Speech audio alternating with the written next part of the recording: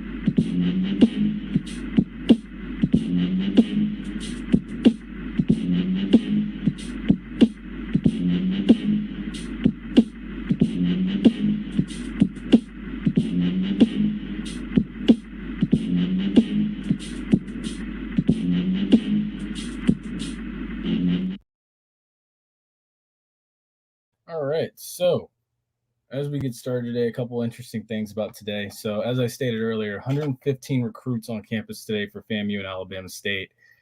3 of them are 5 stars. LJ McCray, who's also a 5-star. Jamie French, who is a 5-star and actually is committed to the University of Alabama. Can Willie Simmons flip him? Who knows? We'll see. Xavier McMitzy as well, too. 3 5-stars on campus today for FAMU, and also to a commitment as well from 3-star Jalen Neal, who is an athlete out of Buford High School in Georgia. So a big weekend this weekend for FAMU, and it makes you think, 115 recruits on campus, it's only going to continue to go up. The East Side stands are packed for this game, which is incredible because 17,000 last week against West Florida. You're going to have more people there, over 20,000 there this week against Alabama State, plus 115 recruits. It's not even homecoming yet, and that's already an impressive number. So it's like, and then also too, by the way, if you haven't bought your Florida Classic tickets, you may want to go ahead and do that now because it's September and that game, as far as FAMU's side goes, is already sold out. Unless you want to be a heckler and sit behind Bethune's bench, like FAMU's tickets are almost gone for the Florida Classic. It is that, it's that energetic right now. It's insane, and it's impressive. So, with that being said, of course, let's go into it. 100 recruits last week on campus. Something interesting too that Willie Simmons said as well in interviews after the game last week and this weekend. I believe this is Monday presser previewing this game. So Willie Simmons said in his interview he felt West Florida was the more physical team in the second half. Said they challenged Musa at the half to be a leader and the calming presence for the offense, and he doesn't need to press too much, which makes sense because now it's like you realize if Musa doesn't press a whole lot, he's fine. Also, too, let me go ahead and put this up. So, yes, if Musa can just be himself, don't press too hard, let your playmakers make plays for you, you'll be fine. As well, too, he challenged the offensive line to give Musa time to step into his throws. After that, coming out in the second half, you only gave up 1 sack. That's pretty impressive.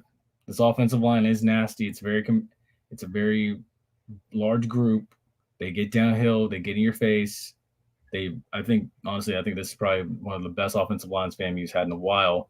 They get downfield and run block better than anybody. Look, I agree with everything Willie Simmons said. I agree with everything he said.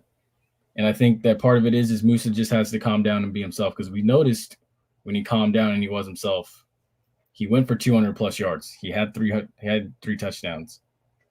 And I think he can do it again today against an Alabama State team that is only averaging 15 points a game. They scored 17 against Miles. They scored 14 against Southern. And they're not that big up front. They're just not, based on what I watched, especially in the Miles film. I see guys that are looking like they're my size, which would be a skilled player, that are playing defensive end and edge rusher. So that tells you everything you need to know. Also, too, if you are watching on Facebook, head over to, I'm not sure if the comment section works on Facebook, but if it is, try to leave a comment. If it's not, head over to YouTube and try to leave a comment. If you're watching on Twitter, head over to YouTube as well to leave a comment. Really appreciate that. Also, too, make sure you like, share, and subscribe to the YouTube channel as well, too. Let's keep climbing. So a couple facts about Alabama State. I'm going to do the first. Actually, no. I'm going to do the FAMU ones first, and then I'll go to Alabama State. Also, too, so last year, FAMU survived Alabama State last year, 21-14. Remember, I'm sure you all remember Kendall Bowler's blocked field goal that was returned for a touchdown. 475 yards of total offense last week. Moose spread around the wealth. There were multiple wide receivers last week with 2 or more catches over 40 yards, which is impressive, which honestly, if you remember Willie Simmons' self-inflicted interview over the summer, he guaranteed and said, this is what this offense is going to look like now. It's going to look like, 1 week somebody may shine, the next week somebody else may shine. It's going to be a spread of wealth, which is really what you want to see, because then it puts stress on the defense to have to account for multiple guys. And I love the utilage of tight ends in this offense as well, too. Here, the past 3 games, really, it's been excellent. As well, too, no turnovers last week as well, too. As sloppy of a first half as it was. Musa didn't turn the ball over. There were no fumbles. I think the Nick Dixon one got ruled back, saying he was down, so it wasn't a fumble. Anthony Dunn Jr., who's number 58, is currently 4th in the nation in sacks in the FCS. 3 sacks on defense last week as a collective unit. They held West Florida to less than 100 yards on offense in the first half, per Willie Simmons in his Monday presser. So as far as Alabama State goes now, as I stated earlier, Alabama State is a team that averages 15 points per game. Very lackadaisical and lackluster from a team that is expected by many to finish in 3rd in the SWAC East, and possibly maybe even top 4, according to some, maybe top 4, top 5, according to some, maybe in the whole SWAC race from top to bottom. They had the bye week last week, so of course they're going to come in here rested. That's to be expected. They brought their band as well, too. So and honestly, too, they felt like they let that one slip away last year. They're going to come in here motivated. They were outscored last week by Miles, 14-3 in the second half. They present with a 4-2-5 defense. Colton Bubba Adams is the man in the middle. He's their leader. He's their alpha. Last week was the most complete game the Rattlers have played in 3 years.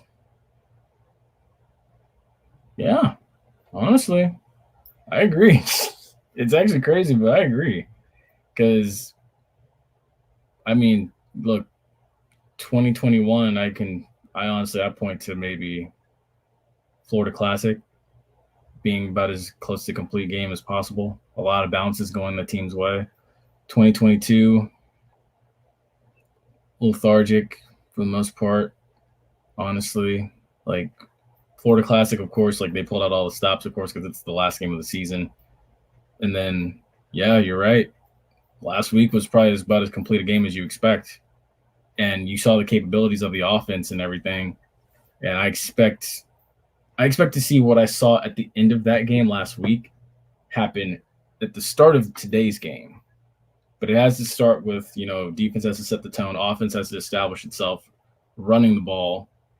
Because make no mistake, even though I do feel and believe that Alabama State is small up front, they make up for it on their back end. They got some playmakers on their back end. They do. But I think that FAMU has a wide receiving core that will present a greater challenge and a wide receiving core that is better than what Southern and Miles have rolled out with. I think it's just – I'm just be real. I don't think Alabama State's that good. I just don't. As well, too, costly mistakes last week in the red zone. Costly penalties in the fourth quarter as well doomed this team in their loss to Miles. 3 of 11 on third down. And they lost the line of scrimmage in the fourth quarter to Miles. 327 yards of total offense, 210 passing, 117 rushing. Surrendered 309 yards of total offense to Miles. So what does that mean? This offense should have a field day. A very lackadaisical, less talented Miles offense put up 309 yards of offense against this Alabama State defense. FAMU's offense should have a field day between Kelvin Dean, Jaquez Yant, Terrell Jennings, Musa, Marcus Riley, Jamari Gassett. Get him involved. Let him go crazy today. Trevonte Davis, Nick Dixon, who's converted and actually been playing very, very well this season so far from the past 3 weeks. He's actually held his own, and he's been very impressive. Even Willie Simmons has praised him and stuff too. Media has praised him as well, also saying, he knows the plays, having been here as long as Willie Simmons has been here since 2018 to now. He's that lone last one standing. Also, too, last week, 11 penalties for 75 yards. That's something to take advantage of, too. When Alabama State starts making mistakes, they get undisciplined. Force them to, do things that are uncharacteristic. And quite honestly, you ask me, Colton Bubba Adams is the best player on that defense. Also, too, for Alabama State, they are getting back Andre Ogletree, who is active today for Alabama State. From what I've heard, he is back in the lineup. And as well, too, so as far as players to watch goes, Jeremy Musa, 18 of 27, 271 yards, 3 TDs last week. Terrell Jennings, 2 carries, 79 yards, 1 TD. Marcus Riley, 4 receptions, 77 yards, 1 TD. Nick Dixon, who has also been impressive, and I would look for him to have a big day again today. 2 receptions, 72 yards, 1 TD. Linebacker Isaiah Major, 4 total tackles, 2 solo, 2 assists. Anthony Dunn, 2 sacks, 4 total tackles, 2 solo, 2 assists, 2.5 tackles, 2.5 tackles for losses. Said that wrong. Also, too, Kamani King has the lone interception in the clubhouse in the secondary and on the defense so far this season. 4 total tackles for him, 1 solo, 3 assists, and 1 pass breakup. For Alabama State, quarterback Demetrius Davis, the Auburn transfer, 14 of 23, 151 yards last week, 1 TD, 2 interceptions, 6 carries, 64 rushing yards. He is their leading rusher right now coming into today's game. Running back Jawan Howell, 6 carries, 46 yards. Wide receiver Keyshawn Johnson, who is also, I think is the leading receiver in the SWAC right now. But I don't think he'll be much of a catalyst today. 7 receptions, 103 yards, 1 TD. Tyree Saunders, 4 receptions, 44 yards. As well, too, linebacker Colton Bubba Adams, who I think is the top linebacker in the SWAC. But the close second, I think, is Isaiah Major. 17 total tackles, 11 assists, 6 solo, half a tackle for loss last week against Miles.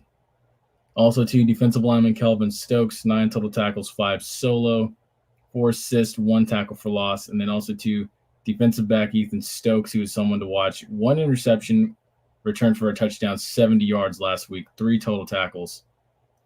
So, as it goes, also too, one thing that Willie Simmons did say last week and even I believe it was Monday, the fundamentals are key to no turnovers. Willie Simmons said, and I quote, "Ball security is job security." 3 turnovers last year in the red zone for this team against Alabama State. They will be looking to right that wrong today, and I believe they will. As well, too, a couple key players to watch today that are questionable. One's cleared. General Hunt, questionable. Jalen Goss, questionable. David Manigo, cleared to return. Did he practice this week? I don't know. I'm assuming so. And as well, too, Nick Dixon, who has impressed, as I've already said, according to Willie Simmons and Coach A.C. Carter. He knows every route, every play. He stays on task. And also, too, Willie Simmons had praise earlier this week for Terrell Jennings, saying that he's improved with his balance. But it is a testament, I think, to the quality of the quality depth in the running back room. So I definitely believe that, I think really you could start any one of these running backs and it'll be fine. That's how confident I am in this running back room. And even too, I think Leland Wilhoite, I think he needs to get some playing time as well. He showed in the second half last week in garbage time that he is a viable asset to this offense. I think you can spread him out in the slot. I think you can put him in the backfield. I think either way it works out. As well too, so a couple questions I have is as follows. How does this defense create more turnovers? Simply put, well, that's fine. So how does this defense create more turnovers? Simply put, you got to get Demetrius Davis off of his mark. If you can rattle him, confuse him, and create havoc, which I do believe Anthony Dunn and Sharif Saeed and John Graves will and company, I think it'll be fine. Why is slowing down Davis key? Simply put, as he goes, the offense goes. You stop him, you stop this offense. You stop him, Keyshawn Johnson does not repeat his 100-yard game from last week. And I think that it's literally just that simple. When will we see this team put together a complete game? As Marcus said, last week was the most complete game that they played in 3 years. Hopefully you can start it today. I think if you jump out fast and you continue it into the second half, you will play your most complete game. I think this is a team that you can take full advantage of. And as well, too, you can continue to put yourself in the driver's seat in the SWAC East with a dominating, persuasive win today. Don't let this team hang around. There's no reason why Alabama State should even hang around. I get it's a conference game, but this is the type of team that if they lose to a D2 school and they win by 4 against Southern, this is a team that you should bury with the amount of talent and the amount of depth on this roster. There's no reason why this team should even be in the game with you in the fourth quarter. Muratovic should be tossing at least 2 TDs come fourth quarter. Easily. What aspect of special teams needs to be cleaned up? Quite honestly, as far as special teams go, I would say,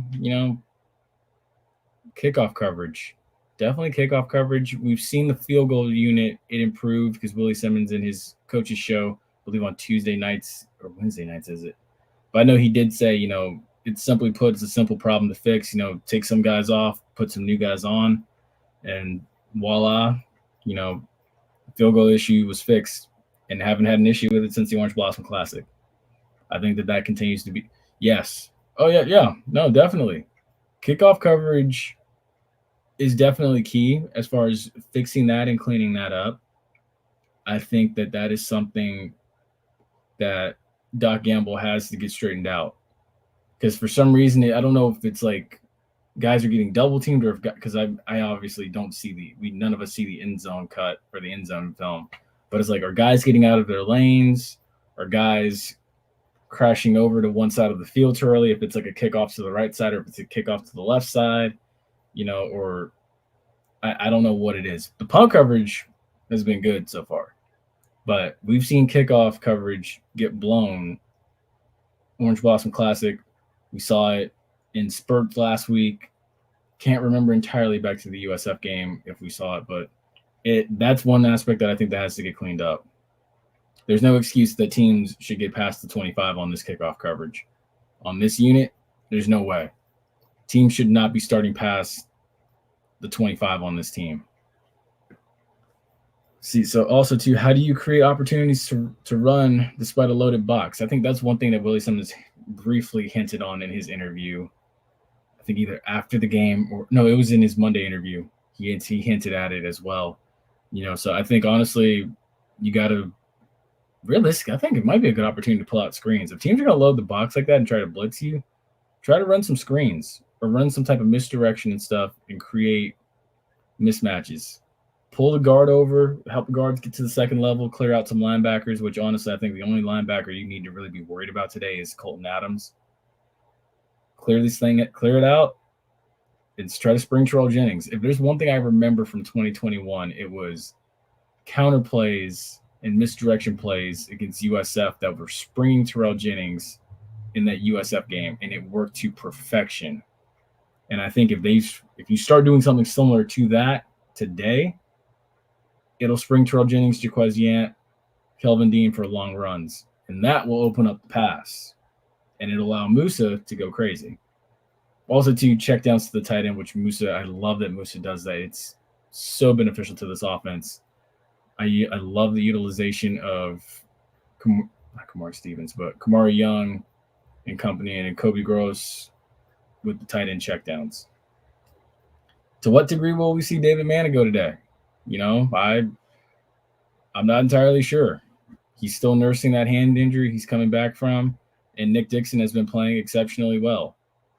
Maybe at some point you can design some type of situation where, you line up both guys on opposite sides of the field. You have two tall receiving threats that you can quite honestly send over the middle on drag routes or on slant routes, or somebody you can send deep as a deep threat and someone you can send intermediate. All it does really, it's a great problem to have. You create more confusion that way and more mismatches for the defense as well too. Alabama State has not seen film this season on David Manigo, or even just utilizing David Manigo as a mismatch or just a decoy, something. So I think having David Manigo back adds another bullet to this revolver of weapons that Willie Simmons has, and I think it'll be beneficial today. So for Alabama State, it goes as follows. What issues were addressed in the bye week? Quite honestly, look, what issues can you address? I think really just, losing the line of scrimmage. How does Eddie Robinson get his team to more, I shouldn't say play like they have a set between their legs, but how do you play with more pride in the fourth quarter if this game is close? Because quite honestly, it's like, I think this is going to get out of hand, but Eddie Robinson needs to kind of like establish more so of a pride thing with Alabama State, because there's no reason if you are going to be the third best team in the SWAC East, there's no reason you're losing to a D2 school. There's no reason. How do you avoid another nightmarish fourth quarter if you're Alabama State? Simply put, you got to be on your P's and Q's. But also too, I think the size and the strength of FAMU is going to wear down Alabama State, unfortunately. Will they test FAMU on special teams? I think they will. They realized last year, hey, we lost this game via special teams, so we need to try to be better at that aspect. They're going to try to bring the block when FAMU brings out their field goal unit to try for 3 points if it comes down to that today. They're going to try to exploit the kickoff lanes. Like Marcus even said, kickoff coverage needs to improve. They're going to try to exploit that today. Those are two things that I think they're going to definitely attack on special teams. To what To what success will it be to? I'm not sure, but they're going to try it. They will. Are they lacking mental toughness that you normally see in good football teams? Quite honestly, I've said this before I realistically do believe this about both the Alabama schools. I think Alabama A&M and Alabama State are both lacking the mental toughness that FAMU has. The ability to close out a game in the fourth quarter if this gets tight. We've seen that time and time again against MEAC and SWAC teams before. FAMU being able to make those close contested catches late in games, whereas a team like Alabama State, Alabama A&M, they were not. That's the difference right there. And the gap just continues to get wider and wider and wider. Also, too, one more thing as well. State high school championships are going to be played at Bragg now. Love the idea. Bad news for the rest of the SWAC, because now you have all this talent in the state of Florida coming to the highest of Seven Hills to be seen. And it was already easy before for Coach Devin Rispris, who's a recruiting coordinator, to find talent and evaluate it. Now you're telling me he doesn't even have to go anywhere? It's all coming to him? From classes, 1A through 8? I think Florida still has 1A. I graduated high school in 2015. I can't remember. But from classes 1A through 8A, all that talent coming to FAMU, and Coach Riss doesn't have to go anywhere. He can just get comfortable and have a seat and just watch all this talent. Easy money. In the perfect situation, honestly. And then couple that with the 115, in the past 2 weeks now, the 215 recruits that have been on campus, and likely will be more come homecoming time. Oh, easy money. Easy money for FAMU. All right, so as far as it goes, since nobody's got really any comments, keys to victory. Key to victory number 1, assert your dominance in the trenches on both sides. I don't think Alabama State's as physical as you are. After watching both games from their game against Southern and against Miles, I definitely don't think they're as physical and as nasty as you are on both sides. I think that if Jindal Hunt is active today, and Stanley Mentor, who is active today, I think they should have a field day. I think they should be living in Alabama State's backfield. I think Anthony Dunn, who is ranked fourth right now in the country in sacks, will continue to have a field day. So, and then also too on the other side, I think this offensive line is going to get nasty and get downhill. Colton Adams is going to have his hands full. And Andre Ogletree, who is coming back today, I think he's going to have his hands full as well too. By the way, Andre Ogletree is number 2 for Alabama State. As well to defensively create turnovers. You've only got 1 so far through 3 games. Well, you have 2 because you created a turnover against Jackson State. It was a fumble. It was a play that got ruled a fumble. But when I say create more turnovers, get more interceptions. Javon Morgan, Kendall Bowler company, they got to come alive. Even if Kamani King can get 1 more today as well, I think that's a huge added bonus for this defense. Because honestly, they've been playing well up front in the front 7, sacks, broken up passes and everything such as that. But I do believe if you can create turnovers, get some picks, create some fumbles, score off of those turnovers, it helps out in a huge way. And also, finally, key to victory number 3, establish the run to set up the pass. When I say that, I think, honestly, the size difference between FAMU's offensive line and the undersized Alabama State front 7 matches up in favor of establishing the run. So I think that Terrell Jennings, Jaquez Yant, as I stated at the beginning of this video, and Kelvin Dean should be easy money today. Turn off that murder behind you. Honestly, look, we're getting close to Halloween, so murder mysteries and horror films that's my thing. I will sit down and I will watch a murder take place. No, I shouldn't say it like that. I will sit down and watch a mysterious, and I can't say it like I want to say it. I can't say like I want to say it because then it sounds horrible. But we're approaching Halloween, so watching that take place, I can get with it. I can get with it. By the way, what is the score? Let's just look around. Oh, geez. Oh, geez. Mm. Yeah, you can go ahead and put the women and children to bed in that one. They've been beating everybody in SWAC without playing a complete game. Oh, yeah, exactly. Exactly. And I think if you do complete, if and when you do play a complete game, you see this offense has the capability now of reaching 400, 500 yards a game. And I would like to see it start today because now it's for me, it's like, okay, it's time to hit the stride. It's time to hit the stride. It's time to get going. It's time to assert yourself and show why the media actually picked you to be first. So I do expect a complete game. Hopefully, like Marcus as well, I expect a complete one. So I think it's going to be fun today. I think it's going to be a fun one. But yeah, so those are definitely my keys to victory. Establish the run instead of the pass. So yeah, establishing the run, it'll open up the passing lanes for Moose and stuff because it's going to suck up the athletic defensive backs that Alabama State has in that 4-2-5 defense. And I do believe Marcus Riley and company are going to win their one-on-one matchups. I'd like to see Jamari Gassett catch a deep bomb today. That's one thing I would like to see happen. And with that, I can go ahead and give you my predicted final. Spoiler alert, I was actually in the comment section on YouTube on another video and I gave it out. So now I will present it to you all. So I'm definitely going to go FAMU 41, Alabama State 17. Look, honestly, like in the past, like Alabama State's only averaging 15 points a game. I think that they only go 2 points over that, but I do expect some type of point explosion throughout the game from FAMU today, and I expect utter dominance. That's what I expect.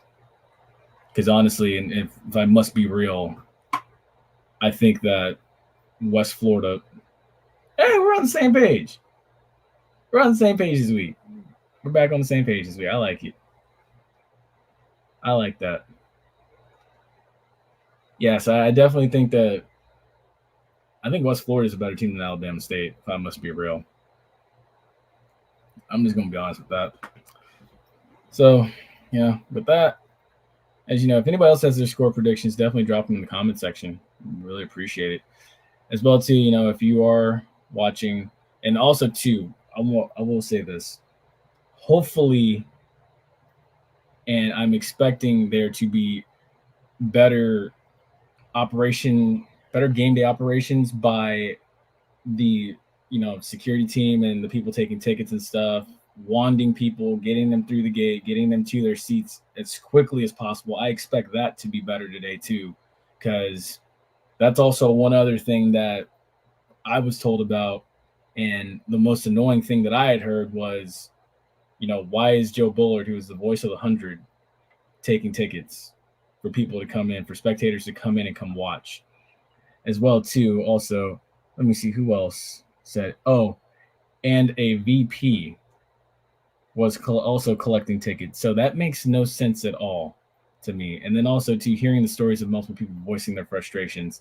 So I'm hoping after this game to hear that that was not an issue today.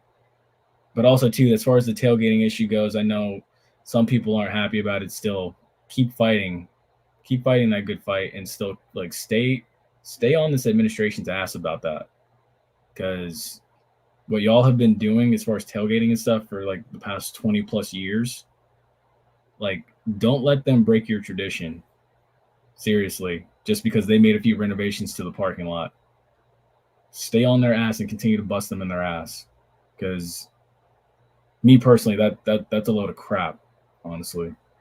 So yeah, hopefully that ticketing issue is fixed today, and everybody's, if you are watching this, either you're inside the stadium and seated and watching pregame, which I'm sure is likely about to start here soon, or if you're on your way to the game, hopefully, you're listening and stuff. Hopefully you have a safe drive in as well. So yes, as always, we'll be back after the game talking about, what went right, what went wrong, who showed out, who dominated, and expectedly as so. This will be after a FAMU win, of course. So yes. But as always, folks, until we see you after the game, be sure to leave comments on this video. Make sure you like, share, and subscribe to the channel. As always, follow us on all of our social media platforms, Facebook, Instagram at Throw Flags, and on Twitter at Penalty Talk. Thank you so much for watching. So yes, so I'm still sticking with my final, FAMU 41, Alabama State 17. We'll be back after the game. Stay safe, stay blessed.